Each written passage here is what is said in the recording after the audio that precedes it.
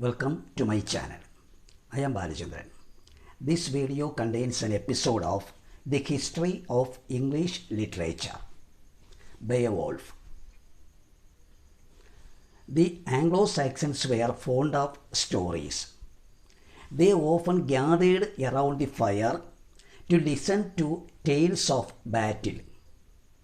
The wandering minstrel used to narrate tales of courage and endurance which stirred the spirit of the listeners.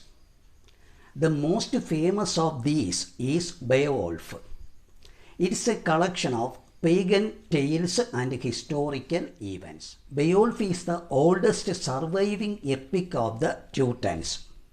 It is a poem in 3182 lines. It dates back to the latter half of the 8th century.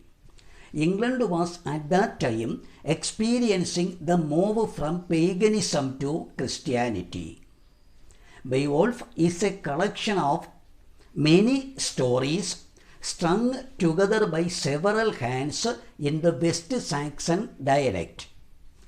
The consistency of the poem structure and the blend of pagan monsters and biblical allusions make it distinct. Beowulf deals with two major events in the life of Beowulf, the hero of Geats. As a young man, Beowulf fights and kills the monster Grendel, which had been ravaging the kingdom of the Danish king Hrothgar.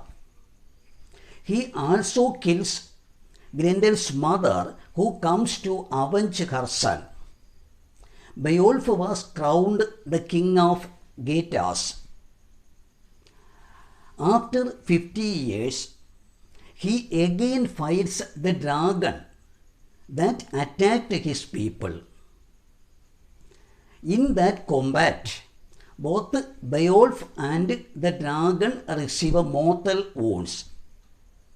The poem concludes with the cremation of Beowulf. Beowulf epitomizes the early English ideal of courage and nobility. The poem Beowulf is historically very important as it throws light on the Scandinavian Germanic origins of the English language. Beowulf is a proof of the complexity of the English language in the Old English period. Beowulf gives an accurate picture of the courageous Anglo-Saxons.